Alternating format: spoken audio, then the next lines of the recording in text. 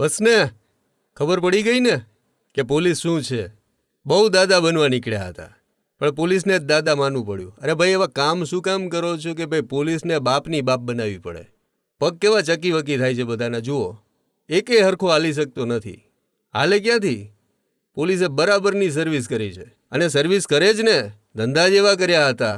અત્યાર સુધી લફંગાઈ બધી બહાર ચાલતી હતી બરાબર હતી પણ પોલીસ સ્ટેશનની માથે તમે સોડા બોટલોના ઘા કરો તો પોલીસ પછી શું કરે ને એ આ દ્રશ્યો પરથી જોવા મળી રહ્યું છે.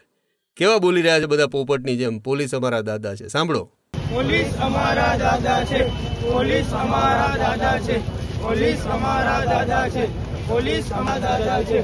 હવે આ બધા એ જ નમૂના છે કે જેણે રાજકોટના ગાંધીગ્રામ પોલીસ સ્ટેશન પર સોડા બોટલોના ઘા કર્યા હતા. આ પોલીસ સ્ટેશનનું નામ ભલે ગાંધી સાથે જોડાયેલું એટલે ગાંધીગ્રામ પોલીસ સ્ટેશન હતું પણ પોલીસ ધારે ને તો પછી પોલીસ ભગતસિંહ બની શકે અને પોલીસે બતાવ્યું છે કે આટલી જ વાર લાગે.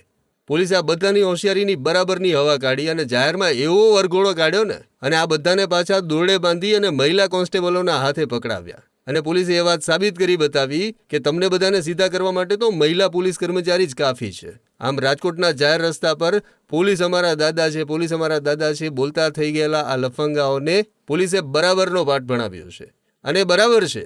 રાજકોટમાં જે રીતે લુખાગીરી વધી રહી છે ને ત્યારે પોલીસે હવે પોતાનું રૌદ્ર સ્વરૂપ બતાવવાનો સમય આવી ગયો છે અને રાજકોટ ગાંધીગ્રામ પોલીસે આ બરાબર કરી બતાવ્યું છે. ત્યારે રાજકોટ ગાંધીગ્રામ પોલીસની આ કામગીરીને તમે કેવી રીતે વખાણો છો એ કમેન્ટ કરીને જણાવો.